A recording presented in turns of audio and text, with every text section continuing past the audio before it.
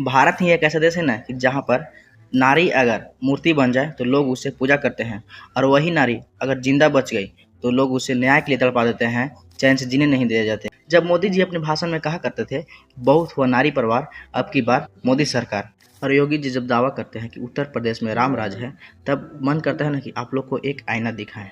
कानूनी रास्ता है, मैं सुप्रीम कोर्ट जाना है, लेकिन हमारे खिलाफ ऑर्ड्स क्या है वो समझ लीजिए। पहले पहला ऑर्ड, केंद्र सरकार हमारे खिलाफ पूरी ताकत से लगी हुई है। उसके सबसे बड़े से बड़े वकील आके सुप्रीम कोर्ट में ये एप्लीकेशन लगा के उत्तर प्रदेश सरकार का सहयोग करते हैं कि इस बच्ची की सिक्योरिटी विड्रॉ कर ली जाए, इसके परिवार वालों की सिक्योरिटी विड्रॉ कर ली जाए, वो सिक्योरिटी जो सुप्रीम कोर्ट ने दी थी उन्हें इस बच्ची को डराने के लिए। तो केंद्र सरकार हमारे खिलाफ, उत्तर प्रदेश सरकार हमारे खिलाफ पूरी शक्ति से, सीबीआई हमारे खिलाफ पूरी शक्ति से।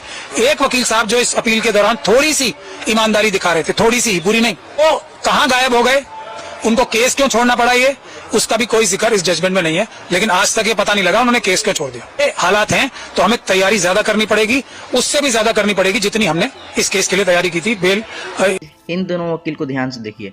जब विक्टिम को पिता को जेल में मरवा दिया गया और चाचा को झूठे केस में फंसा दिया गया और दोनों चाचियों को ट्रक से उड़वा दिया गया, एक वकील को केस छोड़ना पड़ा और दो जज को इस विधायक ने पता नहीं क्या करवाया कि वो दोनों जज इसके आजीवन कारावास को सस्पेंड कर दिए, छोड़ दिए, माफ़ कर दिए। अब मेरा सीधा सवाल भारत के अति उत्साहित युवाओं से है कि जो तुम लोग चर्च के सामने जाकर नौटंकी कर रहे हो और मॉल में जाके तोड़फोड़ कर रहे हो, उससे ज़्यादा अच्छा होगा कि तुम जाओ उन्नाव की बेटी को मदद करो, इंसाफ के लिए गुहार करो और प्रदर्शन करो। जब अपने ही देश के बेटी बहन को तुम इस सरकार से नहीं बचा सकते हो, बीजेपी विधायक से नहीं बचा सकते हो और चले हो अपना धर्म बचाने, तुम्हें शर्म आनी चाहिए।